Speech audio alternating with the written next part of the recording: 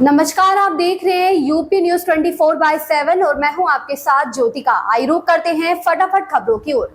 रक्षा मंत्री राजनाथ सिंह ने केरल के तिरुवनंतपुरम में आयोजित एक कार्यक्रम में कहा कि स्वतंत्रता के बाद महिलाओं को इस देश के विकास में सक्रिय योगदान देने से वंचित रखा गया, लेकिन अब स्थिति तेजी से बदल रही। रक्षा मंत्री ने सशस्त्र बलों में महिलाओं की बड़ी हिस्सेदारी का उदाहरण दिया। राजनाथ सिंह ने कहा कि जब मैं गृह मंत्री था तब मैंने सभी राज्यों को निर्देश जारी किए थे कि वे अपने राज्य के सुरक्षा बलों में 1/3 सीटें महिला उम्मीदवारों से भरे। आज सभी पुलिस बलों और अर्धसैनिक बलों में महिलाओं की भागीदारी बढ़ी है। मणिपुर के मुख्यमंत्री एन बीरेन सिंह ने वादा किया है कि अगले 6 महीने में राज्य में पूर्ण तरीके से शांति बहाल हो जाएगी। साथ ही उन्होंने पद छोड़ने से भी इनकार कर दिया और कहा कि ना तो उन्होंने कोई अपराध किया और ना ही कोई घोटाला किया। मुख्यमंत्री ने कहा कि राज्य की जनसांख्यिकी को बदलने की कोशिश हो रही है और राज्य में अवैध बस्तियां बनाई गई हैं। सीएम ने प्रधानमंत्री नरेंद्र मोदी के मणिपुर न आने पर सफाई दी है। ग्लोबल फिनटेक फेस्ट में प्रधानमंत्री नरेंद्र मोदी ने कहा, एक समय था जब लोग हमारी सांस्कृतिक विविधता को देखकर आश्चर्यचकित हो जाते थे।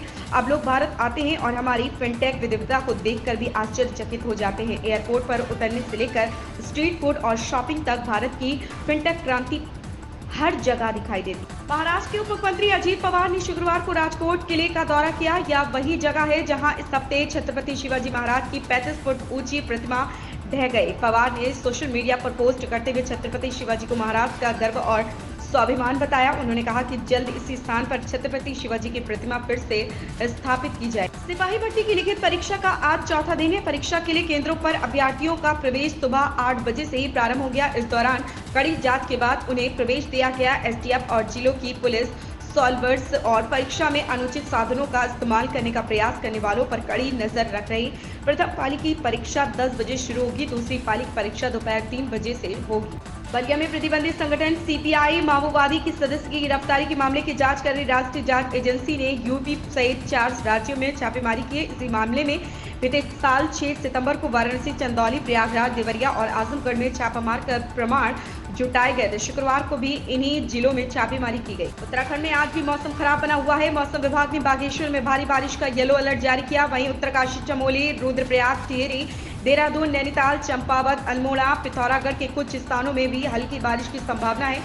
यमुनोत्री घाटी में रात भर मूसलाधार बारिश सुबह थमी। बारिश के चलते यमुनोत्री हाईवे जगह जगह मलबा और बोल्डर आने से बंद, जिसके कारण श्रद्धालुओं के वाहन भी जगह जगह फंसे हुए हैं। झारखंड मुक्ति मोर्चा के विधायक रामदास सोरेन ने शुक्रवार को मंत्री पद की शपथ ग्रहण की।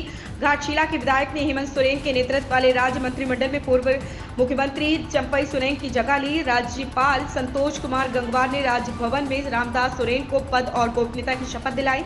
इस दौरान मुख्यमंत्री हेमंत सोरेन, झामुमो 3 नीट गठबंधन के वरिष्ठ नेता और कई सरकारी अधिकारी मौजूद। बैड न्यूज हाल ही में रिलीज हुई बॉलीवुड कॉमेडी ड्रामा जिसमें एनिमल फेम तृप्ति जिमरी, विकी कौशल और एमी विर्क मुख्य भूमिकाओं में है। आनंद तिवारी द्वारा निर्देशित यह फिल्म से सुर्खियां बटोर रही। यह फिल्म 19 जुलाई को सिनेमाघरों में रिलीज हुई थी, जिसके बाद अब भी यह फिल्म ओटीटी पर धमाल मचाने आ गई है।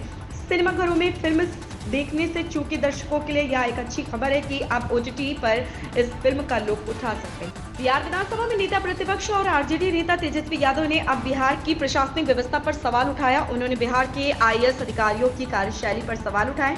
उन्होंने कहा कि बिहार में आईएएस अधिकारी आईपीएस अधिकारी को दबाकर रखना चाहते। तेजस्वी के इस बयान के बाद बिहार की सियासत तेज हो गई। बीजेपी ने उन पर हमला बोला है। इन खबरों में बस इतना ही। बने रहिए यूपी न्यूज 24/7 के साथ।